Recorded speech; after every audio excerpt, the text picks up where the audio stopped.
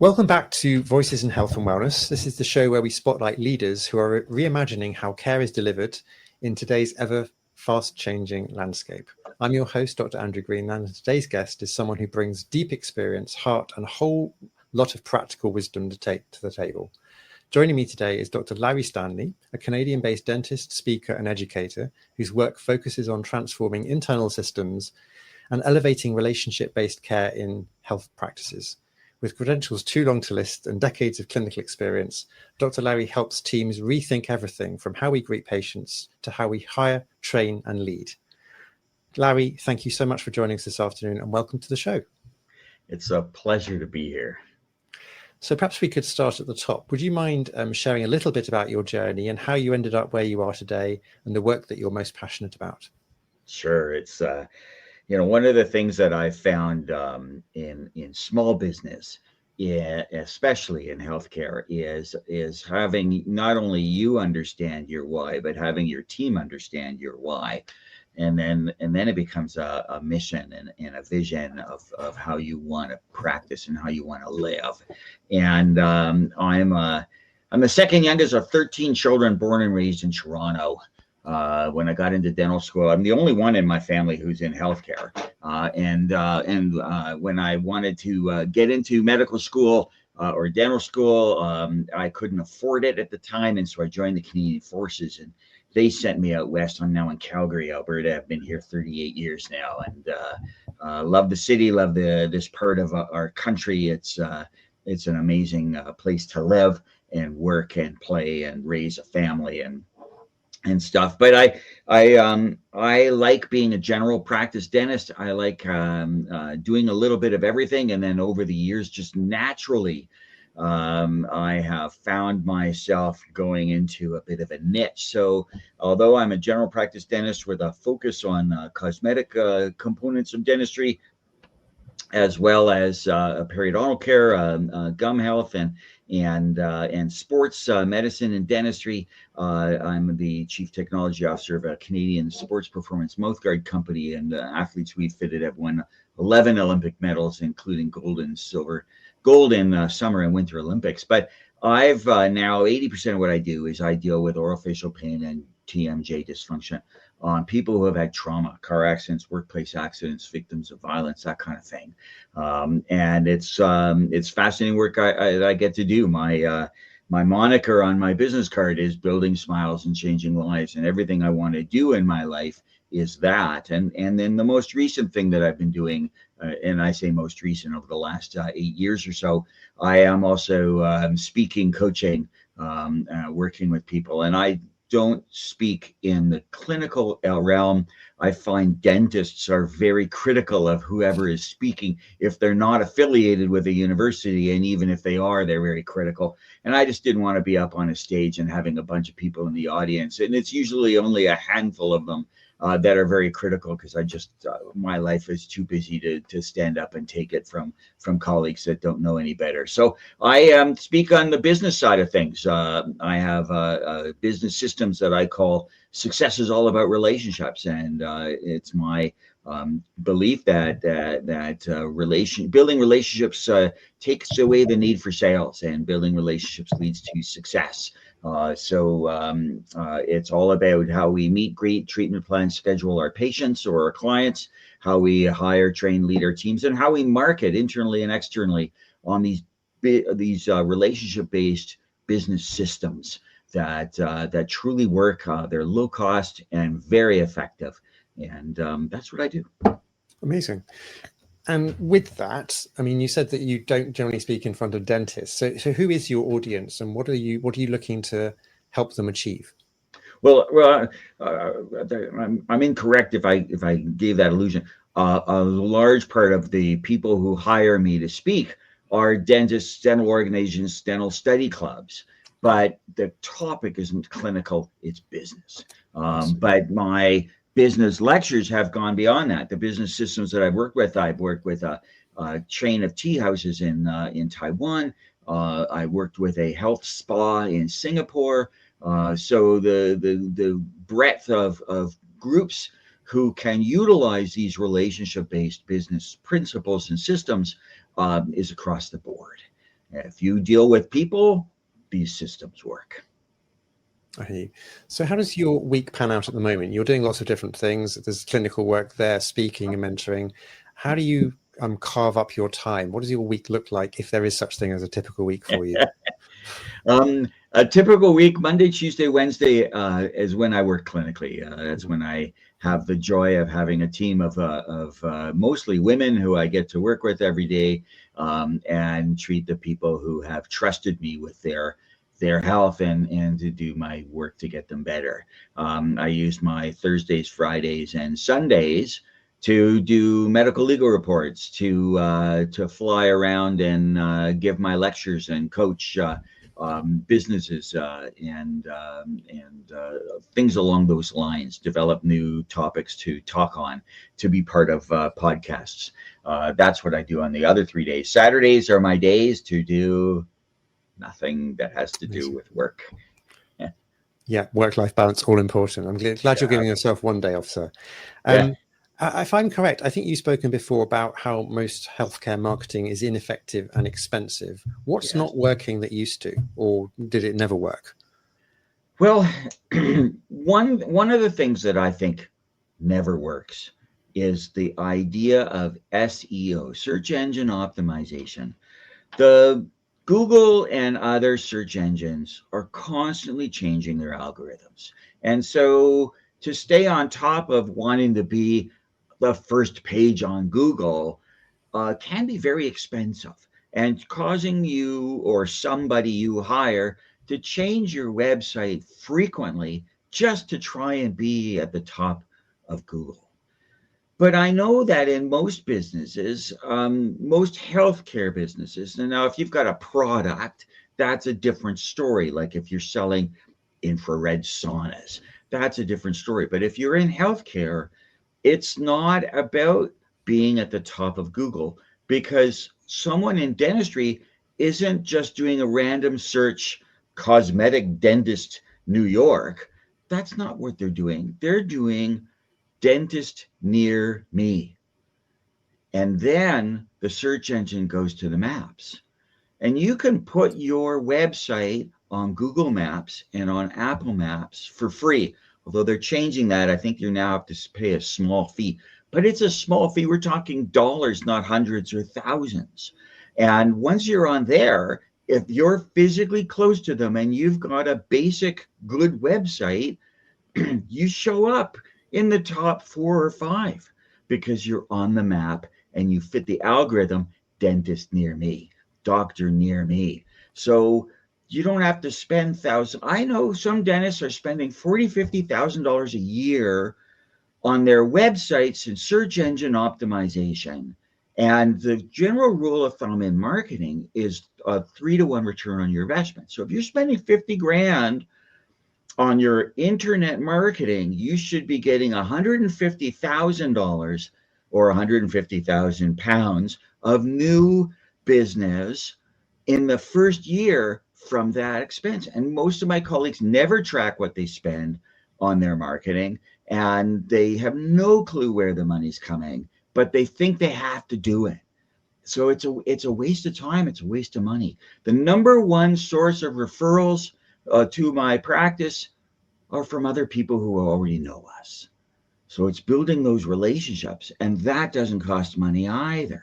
So I'm not saying you spend no money. You need to have a good website. It needs to be clean. It needs to be modern. It needs to be refreshed regularly. So there's an expense involved with that.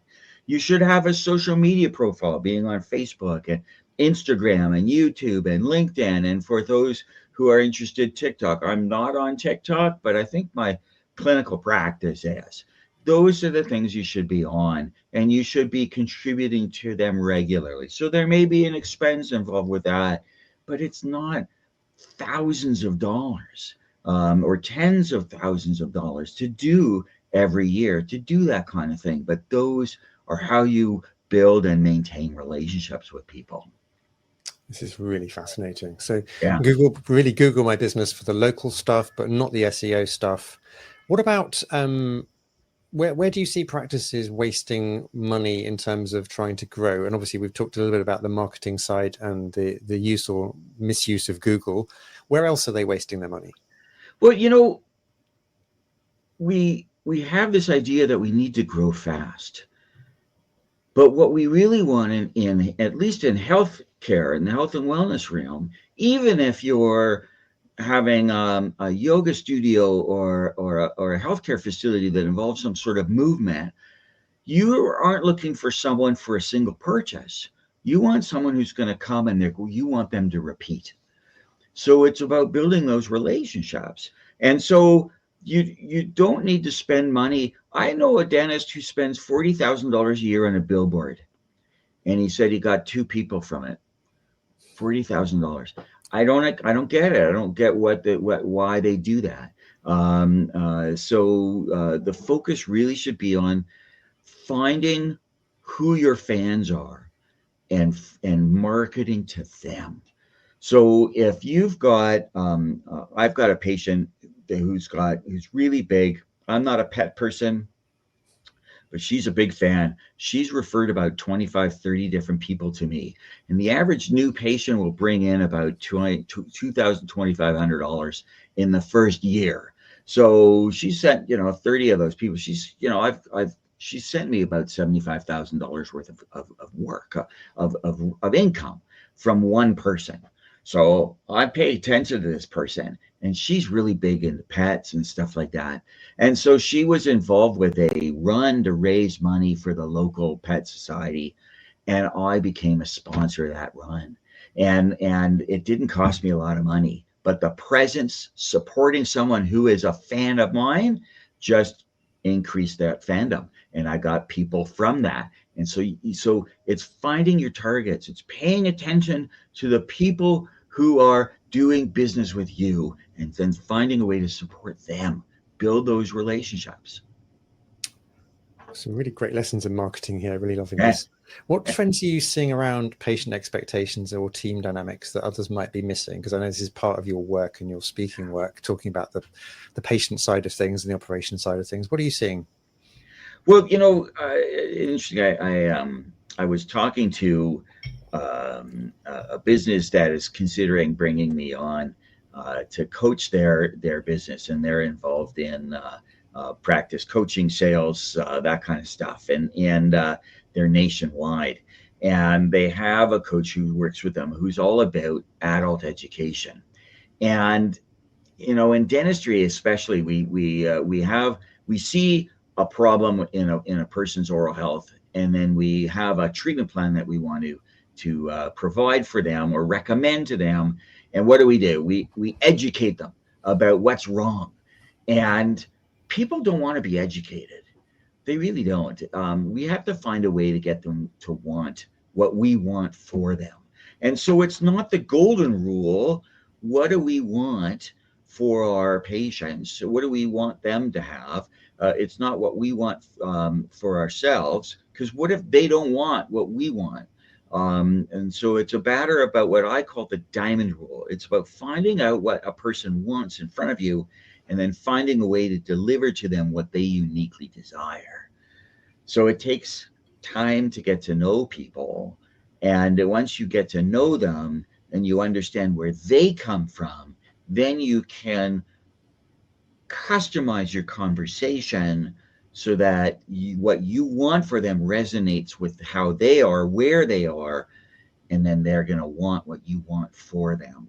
And so it's a bit of a trick in understanding conversations and understanding personalities, and go from there. So from a team standpoint, I actually have the team go through personality testing. And in this case, I like the Discovery Insights system, which is a company based out of Scotland, your neighbor. It's a great system where they assign colors to personalities, and it's intuitive. It makes sense. It's easy to understand. And then you can customize how you train, lead your team members based on their personality profile and your personality. So the more you understand yourself, the easier it is you understand how you need to communicate with others as well. So, but the big key is the mistake is not educating people about what you think they should have. It's about learning who those people are finding out what it is that they want, and then to give them what they uniquely desire. Lots of psychology in there. Oh, Are you yeah. seeing are you seeing a broader shift in how patients are choosing their providers now, or in how Yeah. providers think about leadership? Yes. People are savvy. The internet is ubiquitous, and people's ability to access information, whether it's right or wrong, or good information or bad information, their ability to access information is easy, inexpensive. And so people are naturally skeptical, especially the younger generation, the people in their 20s and 30s. They are very skeptical, and they are very cognizant that the rich are getting richer and the poor are getting poorer. And they all think that if you're proposing something to them that is expensive or extensive, yet they don't understand the need for it themselves, they're going to question everything. And I don't think questioning things is a bad thing, but we're seeing a lot of it, a lot of distrust, a lot of animosity, a lot of anger, a lot of polarization. It's a challenging world to be in today, and so we need to build trust. Thank you. Obviously, you spend time working with practices. What are the most impactful bottlenecks that you're seeing in practices right now, in terms of how you advise these practices how to kind of overcome these things? Well, it's interesting. Different businesses have different issues. Sometimes it's just an internal issue with the team not talking to each other. Sometimes it's about the back door being so wide open that you'll get 2 new patients, but you'll have 3 people leaving the business at the same time, and so that the business is shrinking.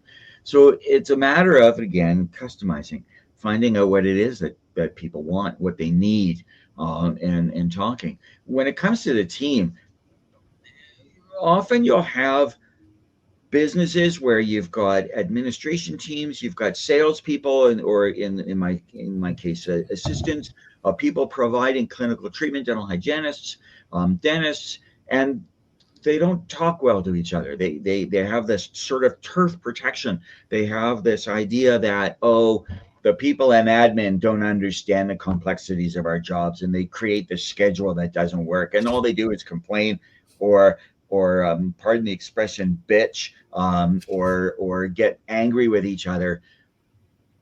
But solutions happen when people talk to each other. And so we have, in our business, we have agreements. And I got this from Tony Robbins, actually. And the agreement is, if I've got a problem with Betty, I don't tell Sue about it. I have to talk to Betty. And then the other agreement is, if I talk to Sue about Betty, the agreement is Sue has to say, well, don't tell me that you've got a problem with Betty. You need to talk to Betty. So it's a way of forcing team members to talk to each other. And once you open up that door of communication, you find a way to resolve the issues. And sometimes you'll find a team member is just not willing to engage in conversations directly with other team members. And then you have to find a way to say, you know what? You're not a fit for our team. We need to help you find another place to work. And that happens. But when you find the team that's right, who talk to each other, who communicate with each other, you build long-term sustainable teams that work. I have 2 women who've been working with me for 31 years now. I've got another one who's been with me for 22. I've got another one who's been with me for 16. And the patients, our customers, come back and they see the same faces time and again, and there's this continuity of their care. And we've built these relationships that matter, and the practice grows. The practice I'm in right now, 8 years ago, was doing $600,000 in the year, and I helped manage to grow that in 6 years to over 3.2 million on these relationship-based principles. So it can be done. You don't have to spend a ton of money, but you need to be patient, because relationship-based systems takes time. You're not going to make it overnight. You're not going to make it next month, but you're going to build something that's going to be long-term sustainable. So if you're not retiring in the next 2 to 3 years, you can do this. But so the team that's a big one. Having those agreements is huge, and you apply those principles across the board. It worked great. Thank you. If you had a magic wand and you could fix one thing overnight in a typical healthcare business, and let's say we've dealt with the team dynamics, what would it be? If it's not a team dynamics problem, what's the next biggest problem that you see in the businesses you work with? And again, I guess it gets back to these relationships. So many of my colleagues in dentistry see a person as teeth attached to a body, as opposed to a body that just happens to have teeth. So you need to flip the narrative and look at the whole person. It's like in functional medicine. So much in medicine and healthcare is specialized. We tend to, you've got orthopedic surgeons, and what do? They specialize. So there's one surgeon, all he does is shoulders. And so if you go to him and you got a knee problem, he says, I can't help you. All I do is shoulders.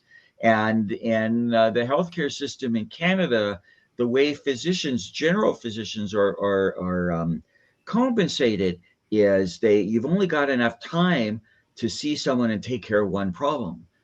But the human body is complex. And in functional medicine, sometimes there's 5 or 6 issues that are interacting with each other, and you need to address them all if you want that person to get better.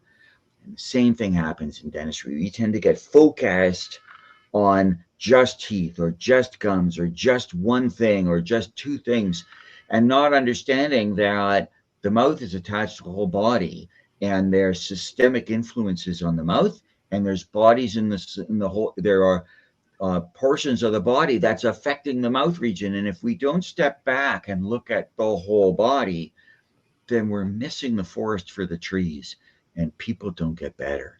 If we want to elevate our care, we need to look at the whole person as a whole person that just happens to have the small specific portion that you deal with.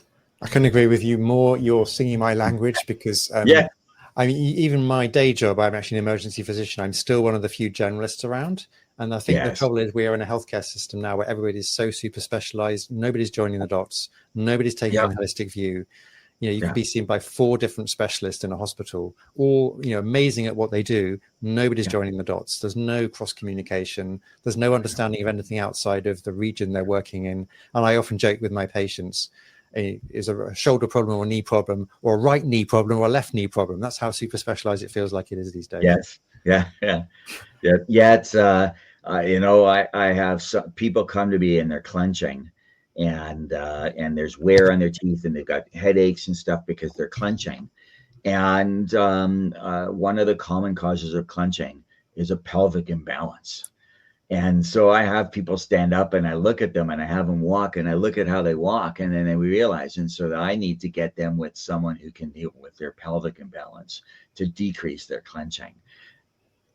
People don't do that, you do, but too many of our colleagues don't. I know, it's sad. Could you perhaps share something that you've learned the hard way in terms of building systems or teams that you now teach to others to avoid because of your, you've learned from your own experience and you pass it on to others? Well, people, I'm not a young man anymore, and people say, when are you going to retire? And I'm well, on the one side, I'm grateful that I love what I get to do, and I have no intention of stopping it. I mean, some of the richest people in the world, Warren Buffett, for example, he's in his mid-90s, and he still wakes up in the morning, puts on a suit and tie, and he goes to work. He doesn't need to. He's one of the richest men in the world, but he does it because what he does still matters. And it still drives him. He still makes a difference in people's lives, not just his own. And I'm not in that position. I'm going to keep doing what I do because I'm making a difference in people's lives. I'm building smiles. I'm changing lives every day. So I'm not retiring from that standpoint. But the other side of the coin, I've been in my past very good at spending money, very bad at saving money. So I haven't saved enough for retirement as well. And so one of my things that I talk about, I will often, many of the people who ask me to help them are younger dentists who are fairly early in their career, and they've bought a practice and they've spent 7 figures buying this practice, and they're having trouble managing everything because trying to finance 7 figures is a very hefty monthly outlay.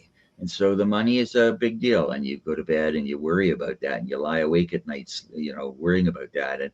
And so we need to look at how we spend our money as well. We're spending poorly, and we're not paying attention to what we're spending our money on. So you need to look at that, and there are ways to do that. I early in my career, for example, I bought my practice from a guy who had retired after 44 years, and he walked out on Friday and I walked in on Monday, but we had the same personality and the same philosophy of treatment. So it worked. I had over a 90% retention rate. In dentistry, the average retention rate when a practice is sold for the new dentist, the average retention rate is 40%. I mean, 60% of that practice leaves when a new dentist comes on board, even if that new dentist was endorsed by the previous dentist. It's a terrible retention rate, and that's a ton of money that just sort of walks out the door in the first month. So I didn't want that to happen, so I worked very hard on retention. But I kept the relationships with the dental lab that he used to work with, and with the specialists that he used to refer to, and with the dental supply company and dental repair company that he was working with. And things went by, and I was learning about accounting. Small business people, we've got to not just be a practitioner. We have to be an accountant. We need to be a marketing specialist. We need to be an HR specialist. We need to have all these different hats on. And of course, we didn't get that training in medical school and in dental school and physiotherapy school and massage therapy school and chiropractic colleges. They don't teach us this stuff. We have to find out a way. So my bank, thankfully, was great, and they provided courses for a lot of this. And I learned about how in dentistry, the top 4 expenses are salaries, rent, dental supplies, and dental lab. Those are the top 4 expenses. And other than salaries and rent, which are somewhat fixed, the other 2 are variable. And they should be falling within a window, the supplies in the lab. And the dental supplies should be falling in the 5 to 7% window. So if I've got $100 of expenses, $5 to $7 of those expenses should be my supplies. Well, I was spending 12% on my supplies. And I went to my rep and I said, my supply costs are too high. And he said, well, I'll lower the price of this product, or I'll lower the price of that product. And I said, great, yeah. And months went by and it didn't change. It was still too high. And so I was talking to another company, and after and this is a whole longer story, which we don't have time for, but we got to the end of him exploring what my goals in my career was, and he said to me, instead of just lowering prices on specific products, if I helped refine your business so that we got your supply costs from 12% down to 6%, would you do business exclusively with me wherever we can? And I said, yeah, because that was thousands of dollars every month that I could then have my dental assistants not spend time looking for bargains and just be able to work clinically. And they did. They came on board, and within 3 months, my dental supplies cost dropped to where they were supposed to be. So the lesson is, know your numbers, know where you're spending. And if your numbers are out of line with industry norms for whatever business you're in, then you need to find a way to get them back into industry norms. If you're within industry norms, then you need to look at not how do you cut your costs, how do you increase your revenue? So it's about finding that balance. Thank you. I guess many of the clinics that you're working with are interested in growth. Yes. And if they suddenly had a flood of new patients, what's the first thing that would break in those businesses in your experience? The joyous trouble we all desire to have is too much business. Mm-hmm. Well, first, build those relationships, and people who, if they think you're great, then they're going to wait for you. Right now it is early October, And people who want to see me are booking in mid-February right now. So I'm booked out 4 months. And in dentistry, that's unheard of. Some people are impatient and they want to be seen next week. But I'm not dealing with people who have acute pain, like, oh, my tooth is hurting. For those, we will see them right away, get them out of pain, but then the treatment will be booked in our regular schedule. But you need to build in the idea of how are you going to grow. You need to understand before you start if this is successful, because you go in with the idea that, yeah, this is going to be successful.